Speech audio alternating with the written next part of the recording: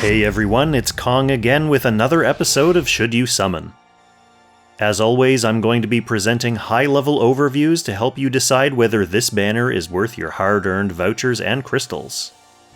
This week is the beginning of a new major update, which means we have the opportunity to summon a couple of new Langrisser mobile OCs, Tourmilque and Elisse. This banner will run for the entire duration of the monthly cycle, which should take us up until October 18th? As a raid-up banner, whenever you manage to get an SSR hero, it'll have a 40% chance of being either Tourmilque or Elisse, with the remaining 20% chance reserved for any random off-banner unit in the regular summoning pool. Alright, let's get started with Tourmilque. Yes, I'm going to keep saying it that way. A name as silly as this deserves, nay, demands a silly pronunciation. So, Tourmilque is a primarily single-target magical DPS whose gimmick revolves around manipulating her reason and emotion talent buffs. Unlike someone like Hein or Kaguya who amass and then cash in their talent buffs, Milky starts with 2 of each and gets different effects from her talent, 3C and unique 2C as they go up and down based on your actions. So if her reason stacks are higher than her emotion stacks, she heals after attacking, her 3C deals 3 debuffs to the target before battle, and her 2C ignores 20% of the target's magic defense. If her emotion stacks are higher, she deals fixed damage before battle, her 3C strips 3 buffs before battle, and her 2C removes debuffs from nearby allies. There are so many ways to increase and decrease your stacks that I'm surprised she's not in Strategic Masters. You start with 2 of each, nice and even. In fact, when the stacks are balanced, whatever skill you use this turn has its cooldown reduced by 1, so yay, more conditional effects. When allies attack, a reason stack is converted into an emotion stack. If they end their turn without attacking, it's the reverse, so an emotion stack gets converted into a reason stack. After using her 3-cost skill, the number of stacks of each buff will flip, so reason takes the emotion number and vice versa. After using her 1-cost Act Again skill, whichever buff has more stacks donates one of its stacks to the other. So all that said, what does her 3C actually do? Other than all that bullshit, it's a simple 1.6 times single target spell. If the attack isn't guarded, it also teleports the target to a space within 3 squares of you. She's a member of Elisse Legends, buffed by Landius and Sigma, Mythical Realm, buffed by Gizaroth and the Sage of the Trees, and Origins of Light, buffed by Dehart, Jugler, and Freya. For bonds, she doesn't unlock anyone else's bonds yet, but we are early enough in the next story chapter, so who knows what else Zlong will pull out of their ass. For her own bonds, she only needs the Jessica that everyone has. For content in PvE, she's on faction for Phoenix and Valkyrie in the Eternal Temple, and Jormungandr, Fenrir, and Needhog in Ancient Beckoning. Although I can't really see her outperforming any of the other established options for those fights. Still, for something like Ragnarok of the Realms or any challenge where you need to Mage Bomb with Frigg. Is it Frigg or Freya? I think it was originally Frigg and they changed it to Freya, or vice versa. Frigg, I think it's Frigg. Anyway, Mage Bomb strats. On the PvP side, she's basically another long-range single-target mage, which we have a few of already. She definitely doesn't unseat Annie or AO in terms of utility or output, so it becomes difficult to fit her into a box. She obviously works better in a turtle box where she can try to attack from safety and get some benefit from her teen healing and debuff removal, but again, there are better options for that too. Finally, for her build, she can easily use a relatively straightforward DPS mage build, so if you give her Breeze, Scepter, Tenyos, or the Nebulous Robe and your accessory of choice, she'll be good to go. Next, let's move on to Elisse. Elisse is our next centaur for some reason. Maybe Zlong is starting to try to pick up some Shining Force vibes. Anyway, her central gimmick is basically to take advantage of her built-in Act Again to let her get in close enough and push or disable the enemy's guard. How does that work? Not super well, but let's look at her kit for details.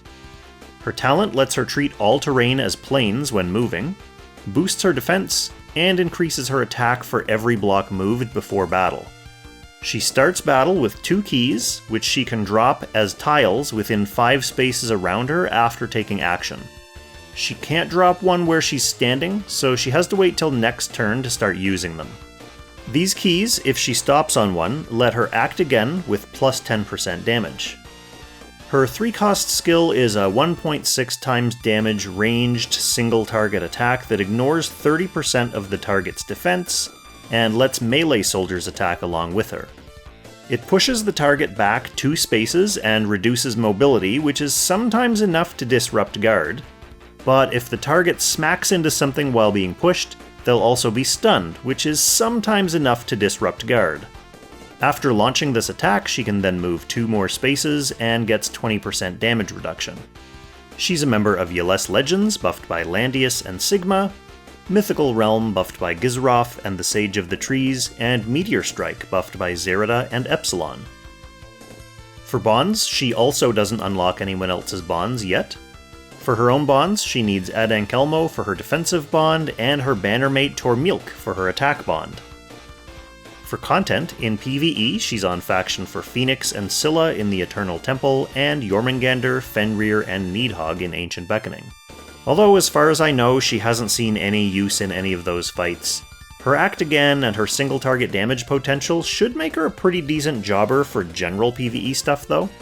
For PvP, she's theoretically strong for single target rush teams in the same kind of way that Rosalia is. Being able to reach is good for ST trade, and being able to maybe disable a tank is good if you're not against resilient turtle teams. In practice, her keys either get disappeared or she gets disappeared, so maybe a strong piece of exclusive gear could make her more viable. I suspect we'll find out about one soon and very soon.